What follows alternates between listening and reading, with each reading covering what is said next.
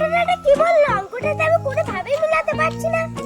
আরে আইডিয়া!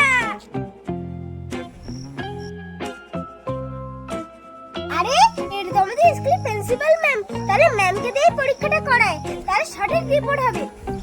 আরে ম্যাম যে সকাল সকাল কোথায় বেরোলে? এই তো একটু হাঁটতে বেরোলাম। ম্যাম তাহলে তো খুব ভালোই হলো। এই জলটা খেয়ে বলুন তো কেমন টেস্ট?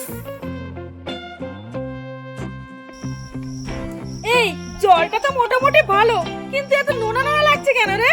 আসলে ম্যাম আমি গিয়েছিলাম ডক্টর দেখাতে। আমার লক্ষণ দেখে বললে সুগার হয়েছে, প্রস্রাব টেস্ট করতে হবে, আর তার জন্য 1 সেকেন্ডে ডক্টর যেতে হবে।